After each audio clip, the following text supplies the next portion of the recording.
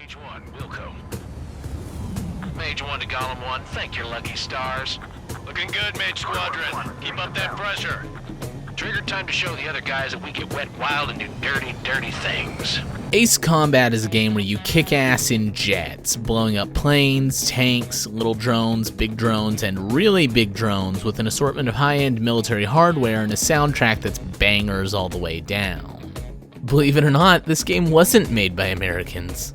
Ace Combat is a flight action series developed by Bandai Namco through the Project Aces division, with a lineage that goes all the way back to 1995 with Air Combat on the PlayStation. The series is set in the Strange Reel universe. Seriously, that's not a joke. A world that built a bunch of crazy super weapons to try to stop an asteroid.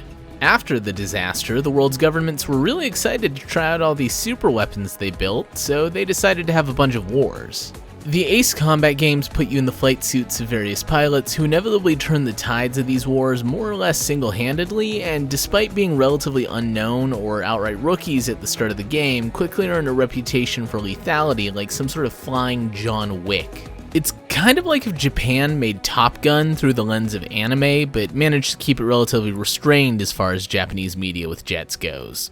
Trust me on this one. Ace Combat 7, Skies Unknown, is the 7th. Oh, the 8th? Huh. How many of these things are there? Ace Combat 7 is the 17th game in the series and is the first to come to PC. Nope, you don't count. If you wanted to be an Ace Combat game so bad, you should have brought more to the table than if Call of Duty was jets. Ace Combat 7, or 17 apparently, puts you in the boots of Trigger, a rookie pilot with a surprisingly badass nickname for someone who's never seen combat. You work for the Ocean Federation, which is basically America with better branding, and are thrust into action as Aruja, which is basically Russia with no accents, declares war over perceived slights and starts the Lighthouse War, which revolves around a space elevator, but everybody agrees that the Lighthouse War sounds way cooler than the Space Elevator War, so they roll with it. What's crazy to me is how everything in this war is just so pretty. The people are pretty, this dog is pretty, and a good boy. And you bet the game is pretty.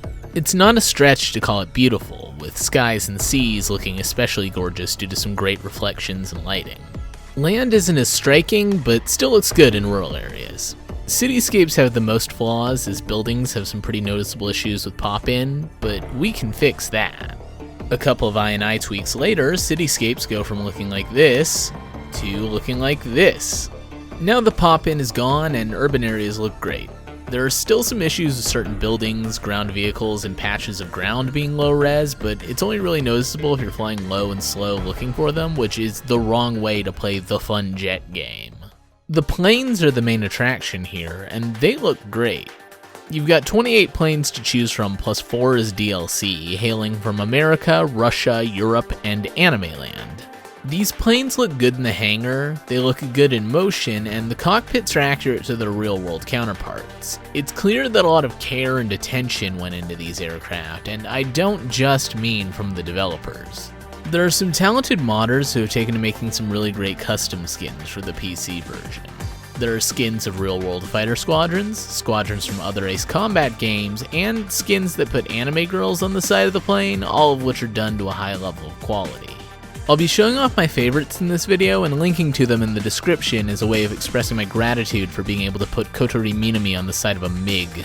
Overall, the planes are clearly a labor of love, which is great for a game about jets, and the quality standard is pretty high. But we're not just here to look at jets. We're here to kick ass and go fast, so it's time to talk about how it feels to fly around blowing shit up. The flight controls are intuitive and are easy to pick up and do alright with, as long as you're using a controller. I don't own a flight stick, but they're apparently not well supported. Mouse and keyboard is definitely an afterthought, as you can't remap the axes of the mouse and the menus don't accept mouse input at all. You can make it work after some key remapping and probably get pretty good with it, but my hot take was that it makes aiming easier and everything else harder. Unless you really want to learn KBM flying, just use a gamepad. You already have one and it's easier. Easy to learn, hard to master is definitely applicable here. I'm certain that someone could pick up Ace 7 as their first flight game and figure it out well enough to finish the campaign, but it takes a little more practice to avoid overshooting and oversteering and to get good at post-stall maneuvers. However, since flying is all skill-based with no automated maneuvers, when you cut out those bad habits, you know it's all due to your improvement as a player, and it feels great to have your practice be rewarded. There are no shortcuts to making your plane dance through the skies, but as a result, there's a lot of satisfaction in achieving that level of mastery. While we're on controls, let me take a second to get ahead of some low-effort negative reviews I've seen. If you're not using expert controls, you should be using expert controls. They're more involved, but give you much greater command of your aircraft, and once you get the hang of them, you'll be dogfighting like a pro in no time. Alright, now that we've talked about how to go fast, it's time to talk about how to kick ass. The combat is incredibly simple in concept, with the potential to become wildly complex in practice. You have a jet, the bad guys have jets, and the way you make the bad guys not have jets is to either wait for a green box to turn red and mail them an explosion, or to make like Tom Cruise and get them with the guns.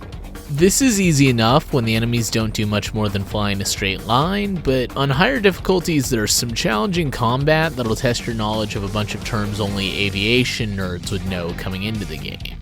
Tailing enemies to line up the perfect shot while dodging missiles yourself makes for some intense moments of gameplay, and like with piloting, it's satisfying to reap the rewards of your improving skills. Missiles will be your go-to for most engagements unless you get really good at the direct fire weapons, and this is where what if jets were anime creeps in, as jets can carry anywhere from 60 to 150 missiles as opposed to the 6 to 12 of their real-world counterparts. They're simple and effective. You lock on, push the button, and make the bad jet go boom. There's also a variety of special weapons to complement your missiles, and these get a little more interesting. Each aircraft has 3 to choose from, and they range from special missiles to bombs to direct fire weapons like lasers and railguns. Special missiles have different characteristics like increased range or tracking, the ability to lock multiple targets at once, or air bursts that don't have to be a direct hit to do damage. Bombs are a little less varied, coming in varieties of small explosion, big explosion, and really big explosion. I call fireworks. And the direct fire weapons are pretty much all prefaced by effing. Effing railguns and effing laser beams. Between the missile counts and crazy weapons, it's a heavy lean on the arcade part of arcade flight sim, and I think the game benefits from that focus on looking good and playing well.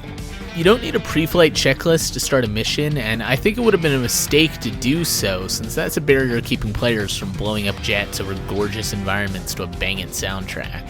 I want to take a second to load more praise on the soundtrack, and I don't really have a better spot in the script, so I'll force it in here. The Ace 7 soundtrack is really good. It may not have as strong a leitmotif as Ace Combat 0, but not as good as AC-0 is still high praise. The music is thematic as hell, and while I have my favorites, there's not a single track in the score I'd go as far as to say I dislike. The music is well suited to each mission and really knows how to ramp up the stakes when things are getting intense in-game. It comes in, gets the job done, and is stylish doing it. Similarly, the combat is fun and does everything it needs to. The game communicates information to the player well, and since all the tools of a dogfight are always available to you, it's satisfying to watch a target explode and know it was your skill that made it happen. So if the flying and combat are that easy to jump in and have a good time with, the plot must also be pretty easy to digest, right? Whoa there, Trigger, settle down. It's anime as hell, tells 2 stories that sometimes overlap and sometimes don't, and is stuffed full of references to past Ace combats, even 3, which is shocking given how much it seems like Project Aces would rather pretend Electrosphere doesn't exist than move the story past it. These references alternate between being not that big a deal and plot critical, with inconsistent levels of explanation for newcomers. I'm not going to talk about the plot in great detail, but if you want to go in completely blind, skip to here. It's explained why there are crazy superweapons like Stonehenge, but the in-game explanation of what Belka is doesn't come until 2 missions after it's revealed to be crucial to the plot. There's two stories here, the war as a whole, which is told mostly through cutscenes, and Trigger's personal story, which is told mostly through explosions. Most of the war is narrated by Avril, an aviation mechanic with terrible luck who finishes her pet project plane and takes it up right as the war breaks out, causing her to be mistaken for an Erusian, shot down, and shipped off to a shitty prison airbase. Trigger is with the anime UN when the war starts and gets sent on simple missions that get used to the controls and introduce you to your wingmen, who will almost immediately become irrelevant, the arsenal birds that will pop up every few missions, and Mr. X, aka Mihai, Dumitru, Margarita, Corneliu, Leopold, Blanca, Carol, Aeon, Ignatius, Raphael, Maria, Nikitas A, Shalaji, an enemy ace with a pretentious nickname, and grandfather of the year who pulls his granddaughters out of school so they can hang out on a military base with him, his pilot buddies, and the totally not creepy Dr. Schroeder. From time to time, I'd catch myself looking at him. They were such enthralling creatures. FBI, open up! After blowing up 20 or so planes single-handedly in your first few missions, you're picked for a rescue mission that goes sideways and gets you reassigned to the 444, Spare Squadron. The good news is there are interesting characters in Spare, like Chad Kroger, Steve Bloom's gambling problem, and Claude Fire Emblem. Avril is there too, but she's too busy monologuing in cutscenes to hang out. The bad news is that none of these guys get quite the screen time required to flesh them out as characters, and the missions have some of the most unfun sections of the game. There are some really fun moments, like the first half of Pipeline Destruction, but they're counterbalanced by some really terrible moments, like the second half of Pipeline Destruction. There's also an escort mission which not even jets can stop from being as dull as a job at the beige paint factory. After that escort mission, you and Nickelback are reassigned to Strider Squadron, where you'll meet your buddies for the rest of the game. Wise Man, the leader, Jaeger, the dad, Hujin, the girl, and Longcaster, the greatest AWACS that Ace Combat has had or will have. Fight me in the comments. There's also Lanza, Scald, and Fencer, who are all there too. This is where you'll go on all the cool, fun missions, as Project Ace has really backloaded the good stuff into the second half of the game. 4 of my top 5 missions are in the Strider arc, and you could easily go 5 for 5 if you don't like First Contact that much. Let's talk about the missions, since most follow a formula I'm not sure that I'm in love with. The missions are varied in terms of objectives and setting, and have a lot of memorable moments like the First Contact duel or the second half Bunker Buster. However, almost all of them feature a divide between 2 discrete phases with very different objectives. Whether it's a change in number or type of targets or some added complication, all but a couple of missions will have some mid-mission twist. Some of these are great, but a flaw emerges when a really fun first phase is tied to a much less fun second phase. I adore the first halves of Lighthouse and Pipeline Destruction for their pure focus on gameplay, but I don't like the second halves nearly as much, and the result is that I look back on these missions as okay, the average between their high highs and low lows. The mid-mission twist is done well a couple times, but the best missions either use one to introduce a boss fight or lack one at all. The boss fights are also on a weird quality curve where 2 are among my favorite moments in the game, and the rest range from okay to difficult in all the wrong ways. There's 3 duels with Mr. X, 3 run-ins with Arsenal Bird, and the final mission, which is basically one long boss fight. Some of these are great, like the first Mihai fight, which is a thrilling chase if you're brave enough to follow him into the karst. It's also great because it features the least bullshit plot armor and physics-defying evasion out of all of his boss fights. The second fight in Mission 15 is the worst about it, showing that Mihai will only take as much damage as the plot allows, as you can easily hit him with enough missiles to kill his whole squadron, only for him to shake it off. This isn't so bad for new players, as you'll probably miss a lot of your shots on a first try, but once you're consistent, it makes the fight unfun and kind of a buzzkill to an otherwise great mission. The final fight isn't as obvious about its cheating as the second, but it isn't as good as the first, and as a result, it's only rescued from mediocrity by being thematic as all hell. The Arsenal bird fights are a great concept, as they're a sort of raid-style fight against an enemy much larger than you that commands swarms of minions, but they expose a flaw with the ally AI, namely that they're really good at pretending to be busy in big fights, but once the minions are gone, the illusion is shattered. Despite these flaws, there's not nearly enough to make me say that the combat isn't fun or that the missions aren't well made. Even the worst mission has something I can point to and say that I like, and I have many more things to praise than to complain about. I don't think I'll be coming back to the campaign of this game years down the line, but there's almost nothing that I didn't enjoy the first time through, and I think it's well worth the price of admission. So that's Ace Combat 7. I had a good time with it, and if you like to kick ass and go fast, I think you will too. But Sero, you say, aren't you forgetting something? Oh yeah, I need to check out those DLC missions now that they're out. I bet they're probably alright. It's a requiem. Set off as soon as we're ready.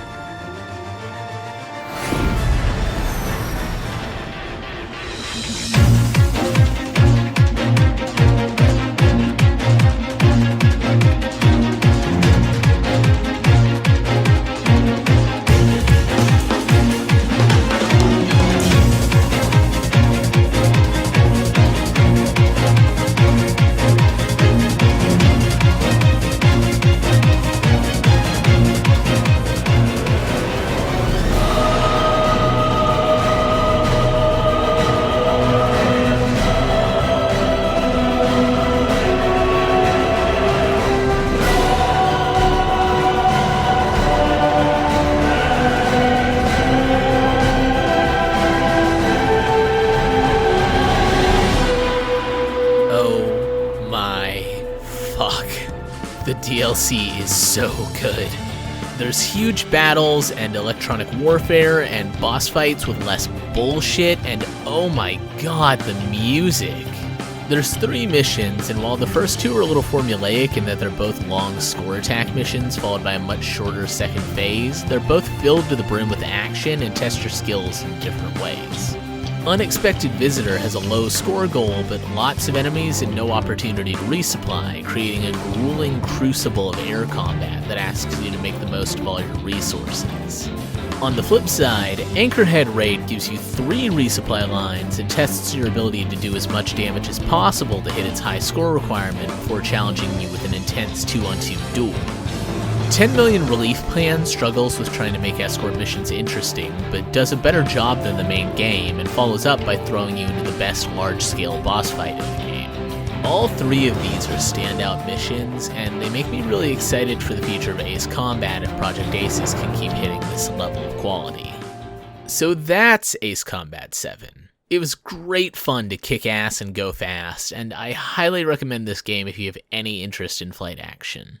It might not be the best Ace Combat game ever made, but it's a damn good one and a hell of a success story. It had a troubled development involving an internal reboot, and at one point came so close to cancellation that producer Kazutoki Kono made an impassioned presentation to Bandai Namco execs to keep the game alive. And if this is the result of that rocky development cycle, I'm very excited for the future of Ace Combat in clearer skies. Tu te souviens de nos fleurs préférées qui chantaient tout près de nous, du jour de ta déclaration d'amour.